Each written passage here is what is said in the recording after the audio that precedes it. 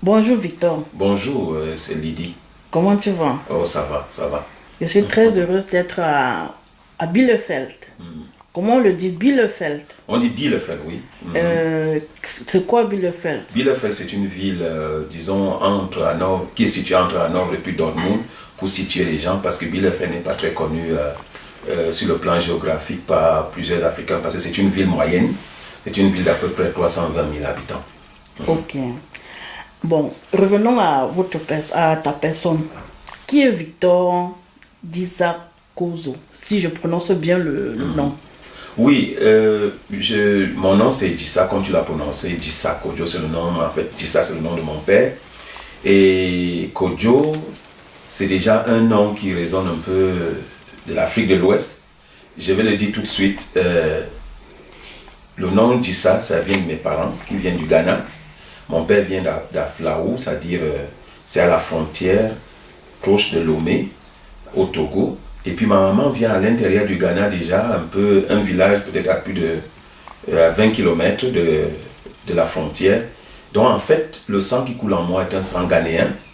Par contre, mon père a quand même aussi fait des études au Togo. Donc à un moment donné de ma vie, j'ai aussi eu la nationalité togolaise.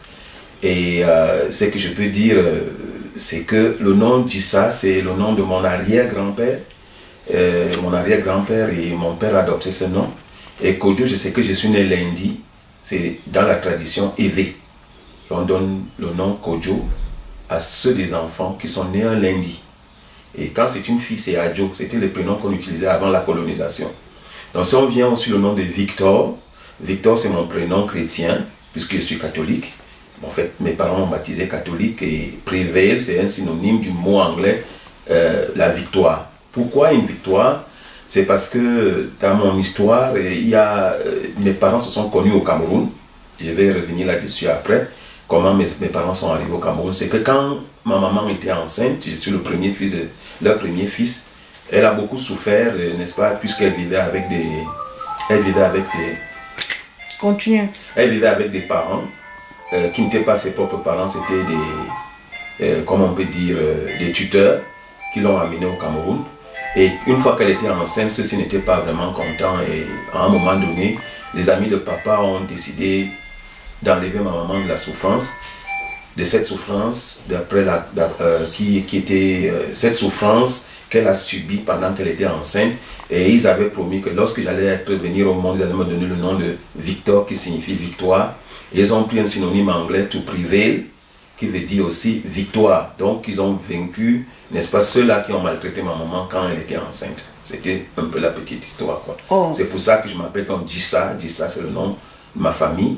Et Kodjo, c'est le nom qu'on m'a donné lorsque je suis né lundi, puisque je suis né lundi 21 juillet 58. Et Prevail, le nom chrétien, c'était aussi la victoire. En fait, donc, c'est ça comme ça que j'explique mon nom, quoi. Voilà, donc on peut donc dire que Victor, c'est quelqu'un qui a en lui toujours la victoire. Oui, bon, pas toujours la victoire. La vie d'un homme est toujours parsemée de hauts et de bas. Mais moi, bon, il y a une chose, c'est que quand j'ai réussi à faire quelque chose, c'est vrai, c'est la victoire. Mais quand il y a aussi eu une défaite, j'essaie de me battre pour m'en sortir. En fait, c'est la vie d'un homme qui doit toujours se battre. Moi, je suis pas quelqu'un qui abandonne facilement un combat. Et lorsque j'ai envie de faire quelque chose ou bien de réaliser un projet, je prends en compte qu'il y aura aussi des contre-coups qu'il faut surmonter. Alors, je reviens donc au point qui m'a amené à Bielefeld. Et la question qui brûle les lèvres depuis, qui brûle les lèvres de plusieurs Camerounais et les miennes particulièrement. Pourquoi Victor se cache-t-il? Non, Lydie, je ne peux pas dire que je me suis caché. Je peux dire que, bon, voilà, si nous voulons parler, c'est ce pourquoi tu es venu, je vais encore te dire une fois de plus merci d'avoir bravé ce parcours pour venir jusqu'à moi ici à Bielefeld pour me poser cette question. Des gens, en fait, j'ai eu à entendre dire que, bon, je me suis caché. Non, je ne me suis pas caché.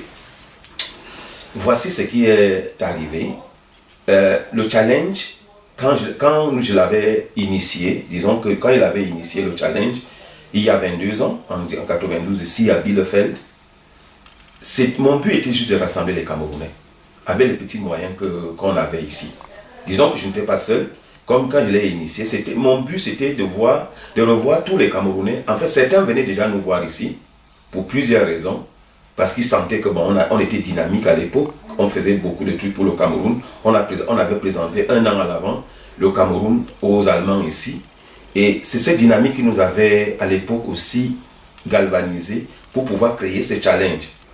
Bon, le challenge avait, disons, été au départ sur la base de l'amateurisme. Ça veut dire que c'était des petits moyens. Je peux même vous dire qu'à l'époque, les équipes participaient à 30 marques. Donc, ce qui correspondrait aujourd'hui à 15 €. Et à la fin de la soirée, disons qu'on mangeait beignet haricots après le football. Et chacun rentrait chez lui le dimanche. C'était toujours à la Pentecôte. Mais à partir du tournoi, il y avait un tournoi où, en 80, je crois que c'est le tournoi de 97, le tournoi avait déjà pris notre tournure, où j'avais appris que des équipes devaient payer une somme exorbitante. Bon, et comme je ne faisais plus partie, je n'avais plus d'équipe au challenge, je me suis dit, bon voilà, comme il y avait, la plupart des gars avec qui j'avais commencé, c'est des joueurs qui étaient là au départ, chacun était déjà à la fin des études, moi-même j'étais déjà à la fin des études, et quand j'avais appris que le tournoi avait déjà pris une tournure où toutes les équipes devaient participer à une somme d'à peu près 250 €, c'est la somme qu'on m'avait donnée. Je me suis dit, bon voilà, bon ok, tu n'y es plus, les gars de Bielefeld ne partent plus. Donc je suis resté à Bielefeld. Je ne suivais plus dans le challenge parce que je me suis dit, le challenge a déjà pris une autre dimension. Bon, c'est peut-être déjà beaucoup plus professionnalisé. Ceux que je rencontrais, je leur souhaitais quand même bonne chance. Mais il y avait une chose, c'est que aller au challenge, je n'étais plus dans l'organisation.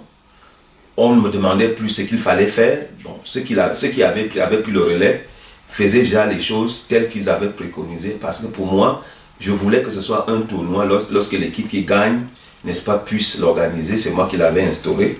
Mais à un moment donné, bon, si j'apprends aujourd'hui peut-être que le tournoi s'achète, le tournoi fait ceci, le tournoi fait le challenge s'achète, le tournoi est joué, il y avait déjà des règles qu'il y avait dedans. Bon, disons que des gens allaient et revenaient me donner des commentaires. Bon, je disais ok, bon, je n'ai pas su. Il y avait même des tournois où moi je ne savais même pas qu'il y avait tournoi. Bon, en 2008, je crois que le tournoi c'était à Munich. J'ai été contacté parce que certains voulaient savoir qui a créé le challenge. J'étais prêt. Alors je vous stoppe ici. Oui. Vous êtes donc le fondateur du challenge.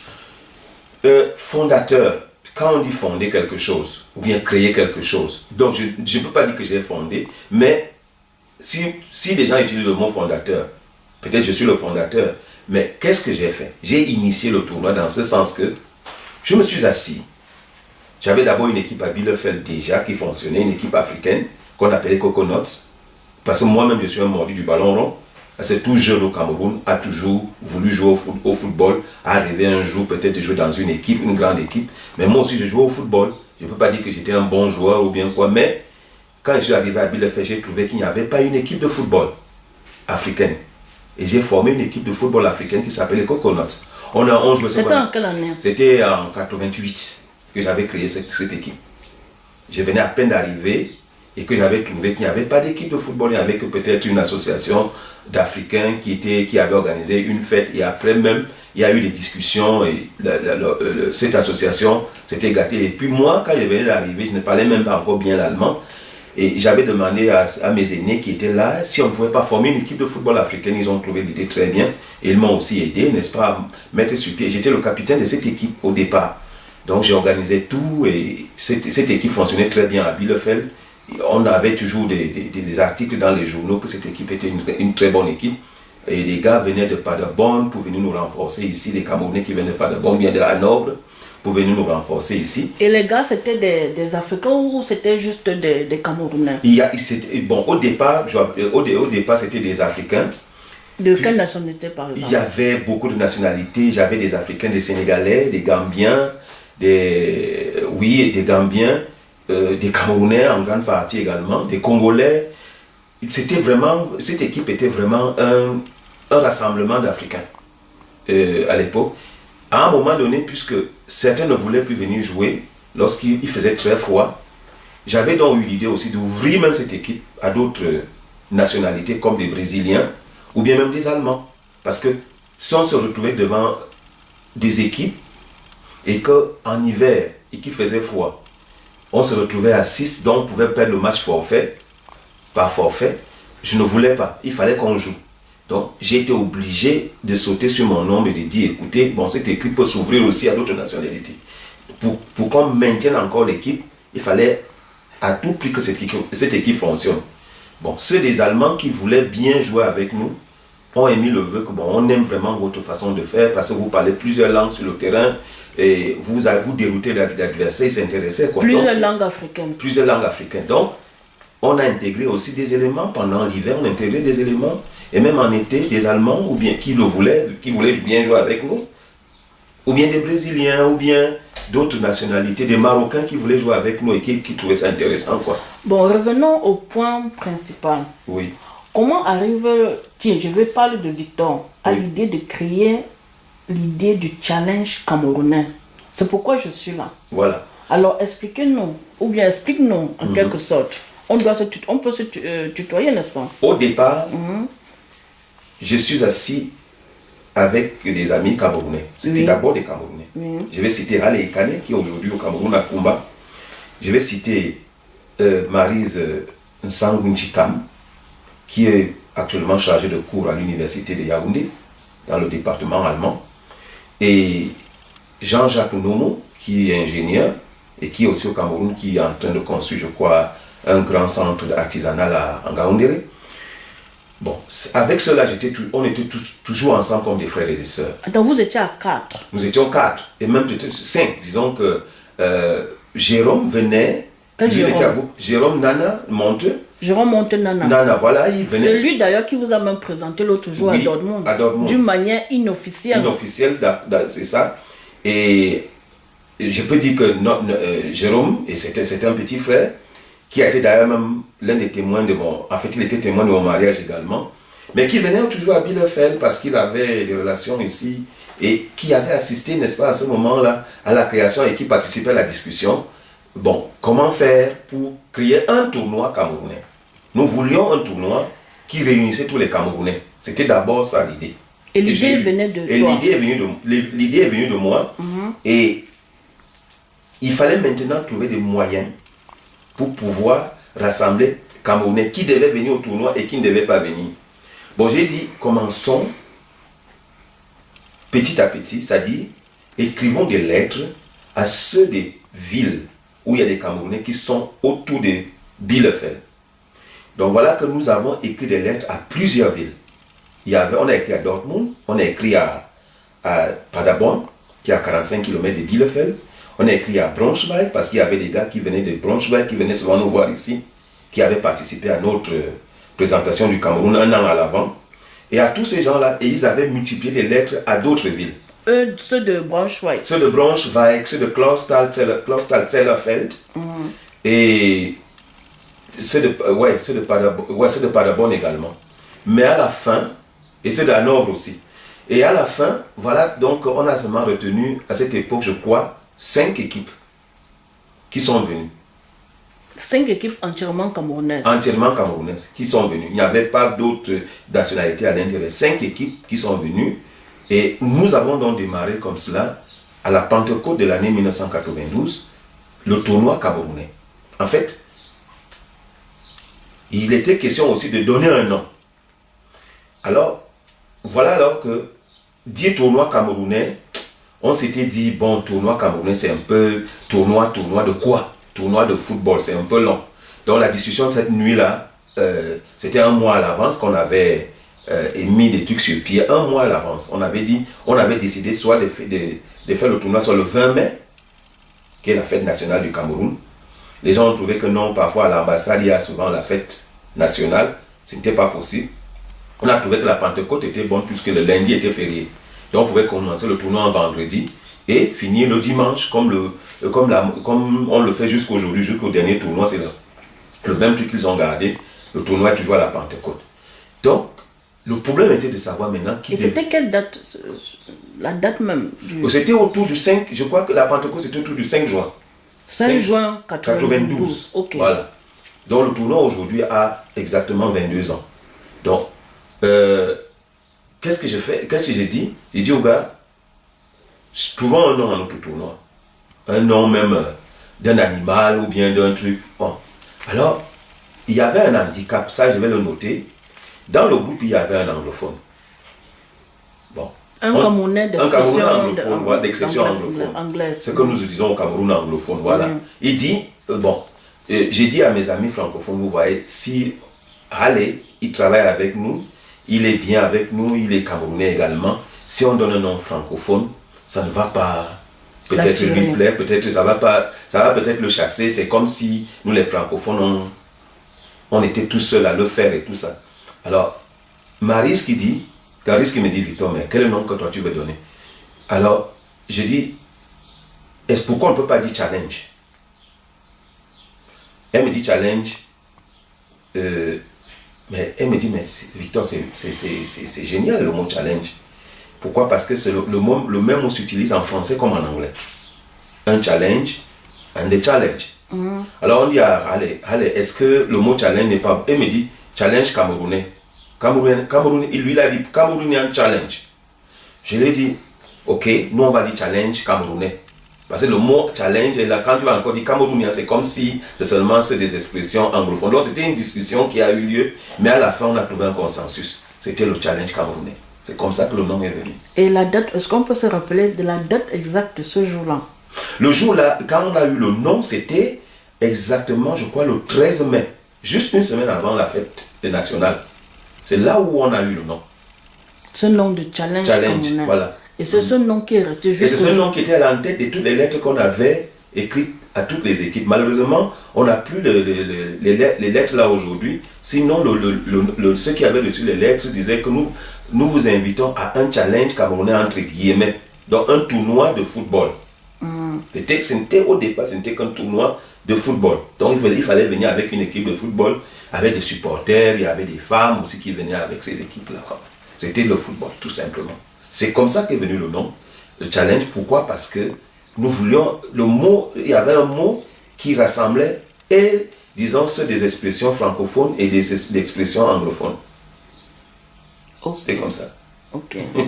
Et aujourd'hui, ça te plaît que ce nom soit toujours resté? Aujourd'hui, je peux dire, je suis tellement fier et très reconnaissant envers ceux-là même qui ont organisé le tournoi après moi et qui ont décidé de garder le nom. Pourquoi? Parce que pour moi, c'est comme si on mettait un enfant au monde. Ça aurait pu être dommage pour moi, bon, ça pourrait arriver, qu'on change le nom à l'enfant. Bon, mais on n'a pas changé le nom à l'enfant. L'enfant a toujours gardé son nom. Chacun d'entre nous a reçu un nom de son père et il a gardé, chacun a gardé son nom. Malheureusement, peut-être pour les femmes, pour dire un peu, elles parlent souvent leur nom en prenant le nom de leur mari. Mais là, je suis vraiment fier et très content que le nom soit resté. Et pourquoi? Parce que ça réunit tout le monde. Et je suis fier aussi d'une chose, c'est que le challenge camerounais est l'une des activités en Allemagne, n'est-ce pas, qui soit resté. Bon, jusqu'à présent, je ne connais pas un autre pays, n'est-ce pas, qui organise qui organise un tournoi ou bien une compétition de cette envergure. Et j'ai encore remarqué une chose, c'est que le tournoi s'est élargi. Il y a même ce qu'on appelle un forum économique. Le Business Social Forum. Voilà, justement, comme tu le dis. Et c'était ma vision à l'époque que le truc ne s'arrête pas seulement sur le football. Ce que je demanderais à mes frères également, c'est de prendre au sérieux ces forums, les autres forums qui viennent entrer en ligne de compte. Nous reviendrons sur ce point. Ouais. Bon, sinon, ce qui m'intéresserait, ce serait surtout le début du challenge. Est-ce que tu peux nous rappeler comment ça s'est passé? Je veux dire, le premier tournoi, le deuxième, jusqu'au moment du retrait. Voilà. De ton retrait, peut-être pour des raisons familiales. Voilà. Et je vais aller succinctement. Le premier tournoi donc a lieu à Bielefeld. Et nous avons joué sur la Radrennbahn. C'est un stade qui est réservé, n'est-ce pas, à tous ceux-là qui aimeraient pratiquer le football comme passe-temps. C'est là où ça a commencé, avec les équipes comme Bielefeld, naturellement. Je peux dire que nous, on était combinés aux gars de Hanovre parce que les gars de Hanovre qui sont venus n'avaient pas assez de joueurs. Et nous aussi, on n'avait pas assez de Camerounais. À l'époque, je peux le rappeler, nous étions peut-être 4-5 footballeurs camerounais, puisqu'il n'y avait pas beaucoup de Camerounais à l'université.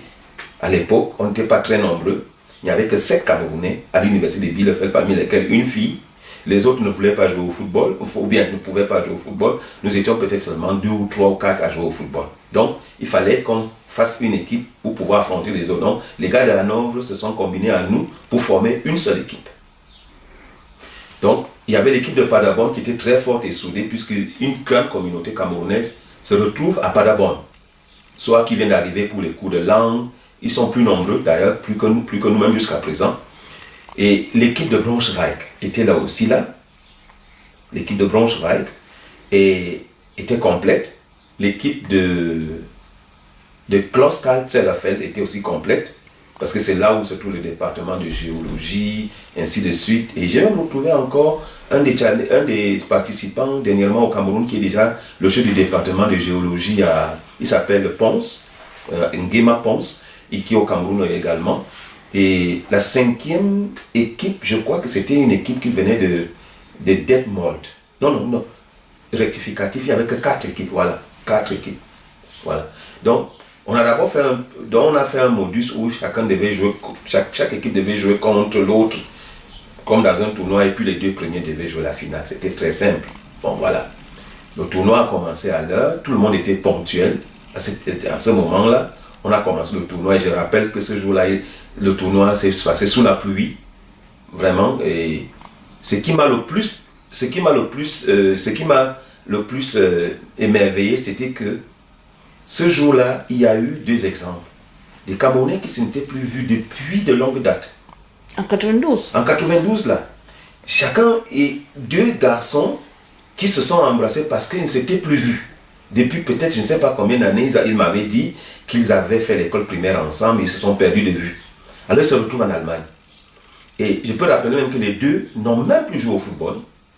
Ils ont passé le temps, n'est-ce pas, à se raconter des histoires qui les avaient liés à l'époque. C'était très émouvant, wow. C'était très beau. Wow. Et moi, il me disait que si c'est ça qui est vraiment le rassemblement des Camerounais à l'étranger, j'aimerais que ça continue et Dieu soit loué. Ça a continué jusqu'à aujourd'hui, il y a 22 ans. Je ne peux qu'applaudir et dire merci à ceux qui ont perpétué, n'est-ce pas, ce tournoi. Bon, l'équipe qui gagne, et il était question maintenant de savoir comment est-ce que ça va continuer l'année prochaine. J'ai dit, bon écoutez, je suis l'organisateur, je ne vais pas m'accaparer le tournoi. J'aurais pu dire, on continue toujours à jouer à Bielefeld. Alors j'ai dit, bon, l'équipe qui gagne organise le tournoi. Et cette année, la Paderborn avait gagné le tournoi. Bon. Ils ont dit, bon, ils vont organiser, mais ils ont besoin de mon aide pour leur dire comment est-ce que j'ai fait pour organiser. J'ai dit, je suis d'accord, je suis là. Dès que le temps sera, dès que la Pentecôte va arriver, je serai avec vous à Paderborn pour organiser. Et ils ont organisé un merveilleux tournoi aussi. Et cette année-là, eux-mêmes, ils perdent le tournoi en organisant. Ils avaient une équipe très forte. Mais c'est Cologne qui leur donne le pion à domicile. En les ça, battant. c'était en 93. Ça, c'était en 93. Et alors, Cologne gagne. Cologne aussi me dit, voilà, nous, on est venus, c'est juste pour jouer, on a gagné. Et vous nous dites maintenant d'organiser. Comment on fait? Bon, je leur donne les documents que j'avais sur moi. Je leur dis, bon, voilà ce que vous devez faire. À la fin, vous n'êtes pas obligés de faire une grande chose.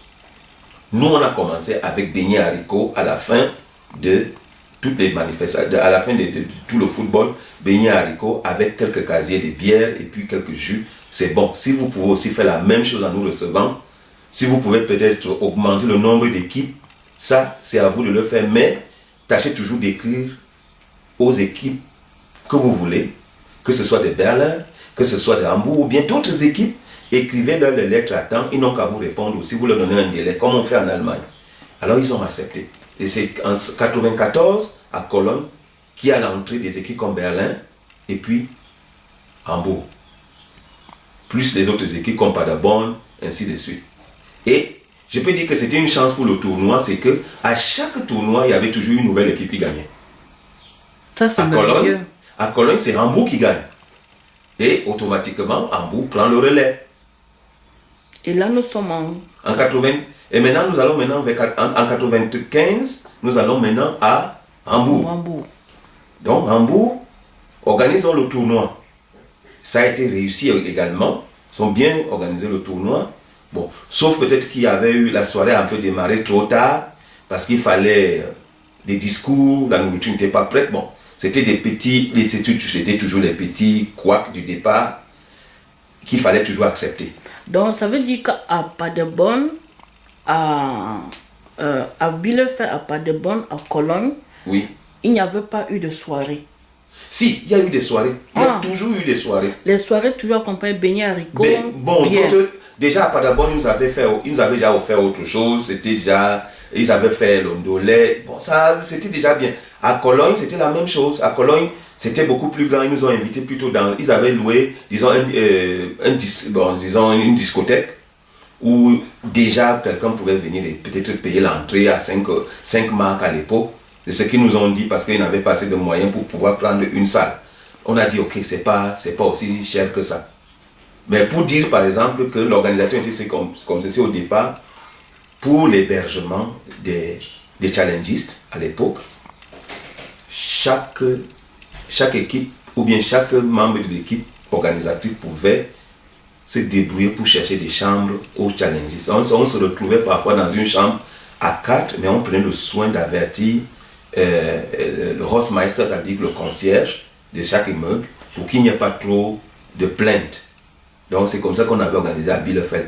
Donc chez moi, par exemple, dans ma chambre d'étudiant, il y avait 4 étudiants, 4 challengistes qui étaient là-bas, puisque j'étais déjà avec ma copine, je pouvais aller dormir chez elle et laisser la place à ma chambre, n'est-ce pas, à des challengistes. Ils étaient peut-être au nombre de 4 ou 5 dans ma chambre là-bas. Et d'autres challengistes avaient fait aussi autant à Bielefeld. À Paderborn, c'était la même chose. Bon, nous, on n'avait pas besoin d'aller dormir à Paderborn puisqu'on n'était pas très loin. C'est environ 30 minutes. 35 km. 35 km de Bielefeld. Ok. Bon, sinon, ce que je remarque, c'est que Bielefeld, Paderborn, Cologne, il y a toujours eu beignet haricots. Donc, ça veut dire que les filles ont été toujours un très grand support. Les filles ont toujours un grand support qui nous aidait. Et je peux même dire même que pour le premier tournoi, j'avais eu la visite de ma petite soeur qui venait d'arriver à Paris et qui pouvait étudier également et qui est venue me voir et puis elle a profité pour m'aider aussi pour faire les beignets haricots à tous les challengistes. Ça c'est très bien. Mais aujourd'hui c'est plus le cas. Hein? Aujourd'hui ce n'est plus le cas. J'ai dit ça a pris une très grande dimension et j'en suis fier. Pourquoi? Parce que au moins il y a quelque chose qui a été créé et disons les Camerounais ont dit waouh, c'est quelque chose que nous pouvons développer. Il y a des points qu'on peut critiquer au challenge, mais l'idée est restée. Oui. L'idée est restée et ça a été développé et j'en suis franchement reconnaissant, très, très reconnaissant pour ceux qui ont perpétué ce travail. Bon, ce que je voulais poser comme question, c'est que comment est-ce que vous avez réussi à convaincre les filles à venir préparer pour vous, sans, entre autres, des contreparties? Parce que de nos jours, c'est plus ça. Hein? Non, allez, disons que c'est une question c'est une question à laquelle je vais répondre comme ceci. Vous savez, je peux dire à tout le monde qui veut l'entendre, ce n'est pas le nombre qui fait de grandes choses. Qu'est-ce que je veux dire par là? Nous étions conscients du nombre que nous étions à l'époque à Bielefeld. Nous étions 7. Il n'y avait qu'une seule fille. Et c'est la fille qui a préparé pour tout le monde. Non, il faut d'abord écouter. Il n'y avait qu'une seule fille. Alors, celle qui enseigne aujourd'hui à l'université de Yaoundé. Madame Sangou Njikam, Maryse Sangou Njikam, elle était la seule fille à l'époque à l'université de Bielefeld. Elle aimait bien aussi le football. Qu'est-ce qu'elle fait? Elle prend le côté où elle appelle les filles des autres villes. Parce qu'on n'a pas créé le challenge, en disant que c'était un jour. Nous allions parfois aussi dans d'autres villes quand on nous invitait pour des soirées camerounaises. On nouait des connaissances aussi. Pourquoi Telefeld se retrouve à Bielefeld? C'est parce qu'on connaissait, il y a les gars qui venaient, qui nous invitaient chez eux pour aller dans pour venir participer aux soirées camerounaises, soit à Nord ou bien à Braunschweig. Donc le contact était vraiment très facile. Elle qui était donc femme, reçoit donc, appelle les autres sœurs qui sont dans les autres villes. Et le jour où vous venez m'aider à faire cela. Et comme je le dis, ma petite sœur aussi était venue. Donc ça fait déjà un nombre de plus de 5 femmes qui se sont réunies pour dire, bon, nous faisons ça, le haricot, ainsi de suite, ou bien le poulet, pour les challenges. C'était tout. Donc ce n'était pas un grand nombre. C'était quelque chose où on était conscient du fait que, puisqu'on n'est pas nombreux, qui va le faire à notre place? Parce que ce n'est pas le nombre qui fait de grandes choses. Ce n'est pas le nombre. On peut être 2 ou à 3 et on réalise quelque chose. Parce que voilà la preuve. Nous n'étions pas nombreux. À Bielefeld, nous n'étions pas nombreux. À croire que nous pouvons créer un tournoi camerounais pour réunir, pour rassembler les Camerounais. C'était ça le vrai problème. C'est ce que nous on voulait. Disons ce que je voulais. C'était ça l'objectif. L'objectif c'était de rassembler les Camerounais au moins une fois par an. Parce qu'on est éparpillés. Ce qu'on appelle aussi la diaspora. Et dans l'Allemagne même, on est éparpillé, on ne se connaît pas. On se retrouve par exemple dans les soirées pour fêter. Et puis c'est terminé. C'est terminé. Mais au moins au challenge, il y a l'occasion d'aborder les autres, de se mesurer peut-être par le football, ou bien de discuter dans un forum, ce qu'il y a aujourd'hui, ce qu'il n'y avait pas à l'époque. C'est déjà ça. Au moins une fois par an qu'on se retrouve et qu'on parle du pays, parce qu'il y a beaucoup qui voyagent et qui ramènent du pays, par exemple, des nouvelles informations. Et tout le monde le sait également, il y a des gens qui vivent ici en Allemagne, des Camerounais qui viennent en Allemagne pendant des années et qui n'ont plus jamais vu le pays. Ceux-là ont souvent besoin d'informations venant du pays. Donc ça veut dire que pendant ces rencontres de football, c'était aussi des occasions pour donner les dernières nouvelles du pays. Les dernières nouvelles du pays, par exemple. Puisqu'à l'époque, il n'y avait pas les moyens de communication, n'étaient pas si développés comme aujourd'hui. Il n'y avait pas encore, l'Internet n'était pas encore aussi développé comme aujourd'hui. Je peux même dire qu'à l'époque même, c'était les tâtonnements, n'est-ce pas, de la téléphonie, de la téléphonie mobile. Ça n'existait pas encore en tant que tel, ce n'était pas encore la masse. Donc, alors, si je comprends bien, ça veut dire toute la communication entre ces filles qui venaient faire la cuisine, ces hommes qui s'organisaient pour faire le foot, la communication était juste par des lettres. Téléphone ou bien des lettres. Des lettres. C'était par téléphone. Des téléphones fixes. Ensuite, c'était là par téléphone ou bien par lettres pour leur préciser des trucs. Bon, on prenait des cartes. On partait prendre des cartes dans la ville de Bielefeld pour leur dire, bon, si vous venez à Bielefeld, c'est à cet endroit-ci que vous devez arriver, ainsi de suite. Et c'est comme ça que cela marchait. Et puisqu'aujourd'hui, on a le mobile, on a Internet, tout est beaucoup plus facile et on peut atteindre tout le monde n'importe où. À l'époque, ce n'était pas ça. Et donc, il y avait quand même des difficultés à ce niveau-là, quoi. Non, on s'y prenait, pour nous, le temps, on s'y prenait un peu beaucoup plus tôt. C'est-à-dire, beaucoup plus tôt, environ 3 mois avant. Pour le challenge, disons que, je le dis bien, on avait commencé, disons, 1 mois à l'avance, on avait commencé à avoir les idées au début du mois de mai. Au début du mois de mai 1992. Voilà. Et 1 mois après, pratiquement, même pas 1 mois après, disons 3 semaines après, c'était déjà le tournoi. Voilà, ceux qui avaient répondu à notre appel on dirait qu'ils n'attendaient que ça. Ils avaient vite répondu par téléphone que nous avons une équipe ici, et on a même des gars qui jouent par exemple dans les Kreisliga, on va les mobiliser pour venir à la Pentecôte, ainsi de suite. Bon, on avait eu le feedback très rapidement. Très rapidement. Super. Alors maintenant, l'Allemagne, Bielefeld, ça ressemble à quoi finalement? Quand je parle de Bielefeld, c'est une ville dans laquelle je vis depuis 1987. Ça marque.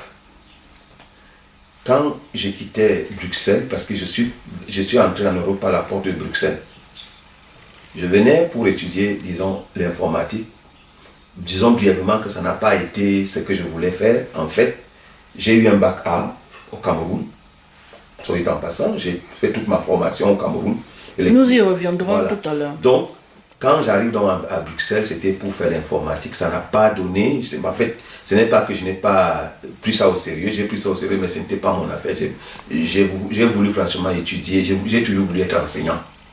Et c'est ce que je suis devenu aujourd'hui, le faire avec fierté. Et je suis très content. Bon, je suis à Bielefeld donc depuis 1987. Et c'est une ville que j'ai choisie à l'époque. Pourquoi? Parce que la personne qui a fait en sorte que j'ai une inscription dans une université allemande venait de Bielefeld. Je vais citer son nom, c'est Ida Brunze. Bon, aujourd'hui, on s'est perdu de vue. Elle venait à Bruxelles pour présenter, pour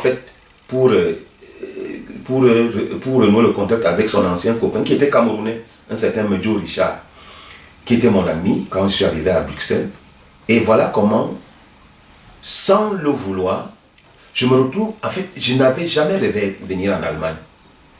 Tout ce que mes parents attendaient, c'était que si Bruxelles ne me plaisait pas, je devais rejoindre ma petite sœur qui était déjà 1 an avant moi, à Paris.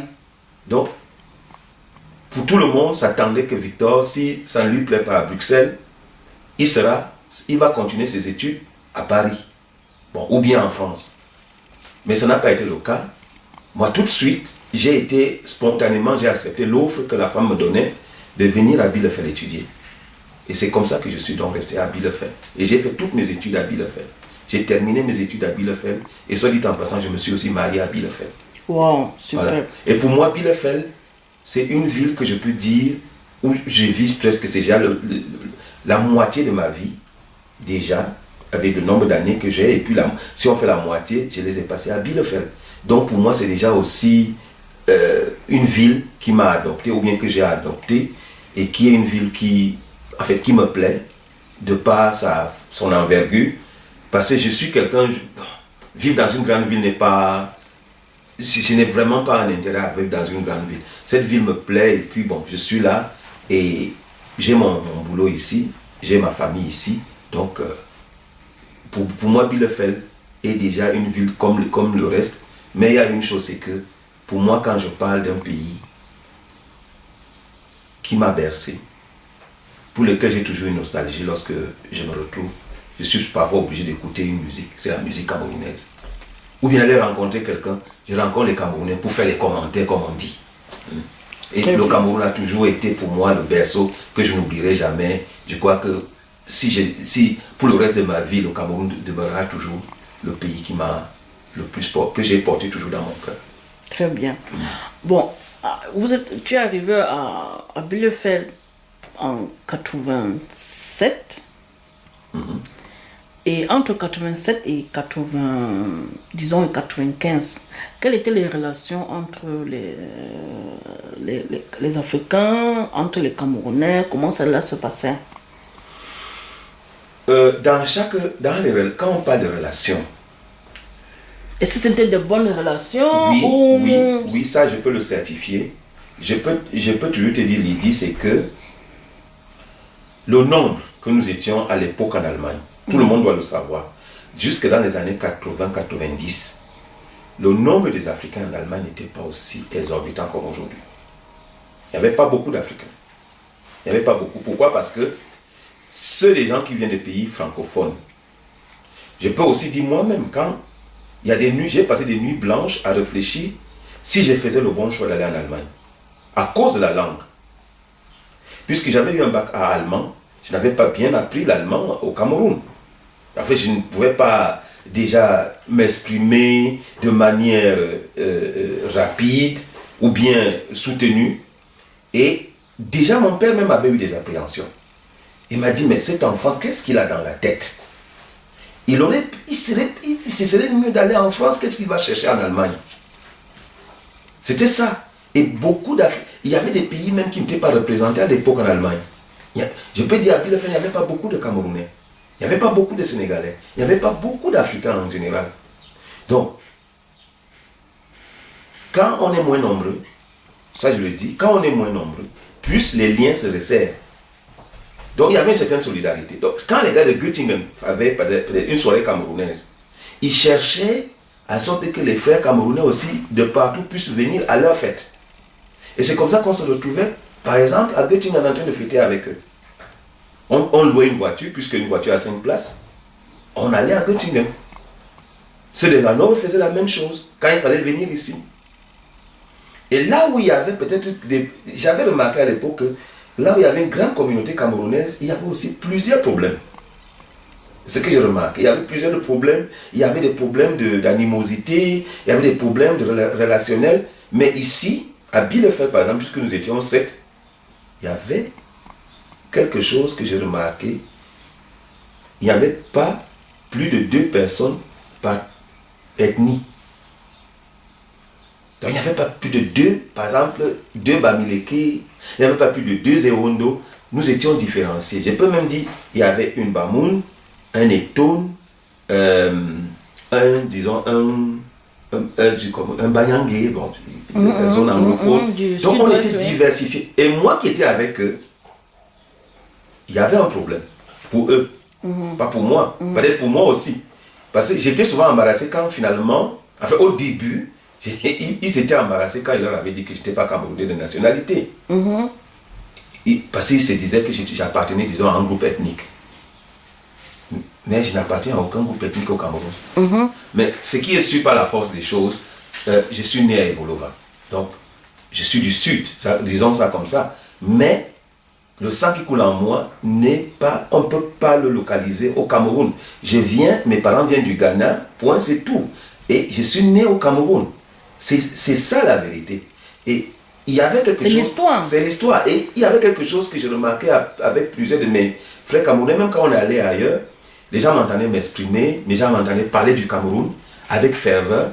Mais à la fin, ils se disaient, peut-être il est Bamileke, peut-être il est Bassa, peut-être il est Ondo. Mais il y avait quelqu'un, ceux qui me connaissaient disaient, non. Il n'est même pas camerounais. Et le challenge, peut-être, moi il lui dit, peut-être, ça a fait un truc dans la tête humaine. S'il y a quelqu'un qui parle de notre pays avec ferveur, avec amour, et qui est engagé à vouloir initier quelque chose, c'est qu'il y a quelque chose de bien. Notre pays a quelque chose de bien qu'il a trouvé. Et donc, le faisons ça ensemble. Donc, on peut dire que le fait d'en avoir pas appartenu à l'un des camps ethniques, là, ça a été quelque chose de favorable pour la création du challenge camerounais. Non, c'est très relatif. C'est très relatif. J'ai dit, je spécule, je me dis, j'aurais pu être peut-être un Bamileke, ça pouvait toujours réussir. Puisque le challenge existe toujours. Que tu sois Bamileke ou pas, le challenge, que les organisateurs, c'est sûr que les organisateurs viennent de différentes régions. Mais ils viennent de toutes les régions du Cameroun. Ça c'est clair. Moi j'ai dit qu'il faut plutôt encourager le fait que si des Camerounais s'assoient tous ensemble et ils essayent de taire leur groupe ethnique ou bien leurs animosités ethniques qui se trouvent au Cameroun, qui a souvent au Cameroun, appartenir à un groupe ethnique différent ne veut pas dire que c'est un handicap. Ça c'est mon avis. Ce n'est pas un handicap. Et quand en plus, des gens qui viennent dans le pays, comme moi, et qui sont nés là-bas, s'ajoutent, et qu'on a une idée de rassemblement, on peut atteindre beaucoup de choses. On peut faire beaucoup de choses. Je ne veux pas dire que le fait que je n'appartienne pas à un groupe ethnique, à sauver le challenge ou bien quoi que ce soit, mais j'ai dit une chose. C'est que la différence ne nuit pas. La différence ethnique ne nuit pas à atteindre un but précis. C'est la volonté qui compte. Si on le veut, on le peut. Voilà, c'est ça mon message. Très bien. Bon, alors, j'ai compris que Victor est ghanéen, d'origine ghanéenne. Le sang qui coule en Victor est ghanéen. Bon, oui. Il est né au Cameroun, à Ebolova. Oui. Alors j'arrive dans la question de qu'est-ce qui a motivé les parents à choisir le Cameroun comme pays de naissance de leur fils aîné. Oui, là je vais dire que c'est toute une histoire que je vais maintenant raconter. Ma mère arrive au Cameroun, tenez-vous tranquille, ma mère arrive au Cameroun en 1948. Elle avait à peine 9 ans. Avec des parents, disons au Ghana. En fait, mon grand-père avait donné ma maman en éducation à un couple qui n'avait pas d'enfant. Et ce couple s'était décidé d'aller tenter l'aventure en Afrique centrale pour chercher du boulot. Donc, ils prennent 2 filles. Ils ont pris 2 filles de familles différentes. Ils arrivent au Cameroun en 1948. Parce que ma maman est née en 1939. Bientôt, elle aura 75 ans. Et celle qu'elle appelle petite sœur paix à son âme, elle est morte à Garoua. Ils arrivent en 48. C'est celle avec qui elle est venue par le biais de ce couple-là. De ce couple, voilà, ils étaient 2 enfants. Ce couple a adopté 2 enfants, dont ma mère. Donc, ma maman, pour eux, était la première fille, et puis l'autre fille, c'était la deuxième. Donc, c'est comme ça qu'ils arrivent avec les 2 enfants, donc au Cameroun. La petite avait 7 ans, ma maman avait 9 ans. Donc, ils arrivent au Cameroun parce que le papa, c'est-à-dire le monsieur, voulait trouver du boulot au Cameroun à la John Holt. Bon, pour ceux des anciens Camerounais, ça dit quelque chose. C'était les grandes entreprises qu'il y avait au Cameroun à l'époque coloniale. Donc c'est comme ça que ma maman arrive à l'âge de 9 ans au Cameroun. Leur activité, c'est bien, ma maman n'a pas été à l'école, on ne l'a pas mise à l'école. Elle devait aider sa maman, ils sont sa malade, sa nourrice, dans les travaux de cuisine. Alors, il découvre au Cameroun qu'il y avait peut-être au niveau économique, là où elle pouvait perdre, ce qu'elle avait appris, ce que leur maman avait appris à Lomé, par exemple, faire les beignets de maïs, faire les beignets. Elles ont dit qu'elles ont trouvé au Cameroun que les gens savaient déjà faire les beignets de manioc, mais beignets de maïs n'existaient pas.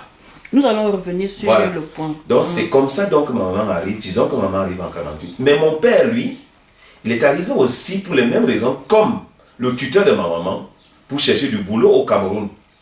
Quelques années plus tard, en 1954. Alors, mon père et ma mère ont fait connaissance en 1957 à Yaoundé, comme 2 personnes qui parlaient la même langue, mais qui se retrouvent au Cameroun. La langue évé. La langue évé. Qui est une langue commune au Ghana et au Togo. Togo. Donc les 2 parlaient la même langue et se rendent compte même qu'ils viennent du même pays. Et c'est comme ça qu'ils se sont liés, quoi. Bon, ma maman était encore chez ses parents, disons ses parents adoptifs. Et mon père, lui, il était un jeune célibataire, il avait à l'époque déjà 25 ans. Et ma maman était déjà à un âge où elle avait à peu près 18-19 ans. Bon, les 2 se sont connus, quoi, d'après ce qu'ils m'ont raconté. Et les tuteurs n'étaient pas contents de cette liaison, naturellement, parce que bon, vous-même vous connaissez un peu l'Afrique et avec ses relations à l'époque. Ok. Comme ça. Et comment a été donc leur intégration, je veux dire, leur intégration au niveau national?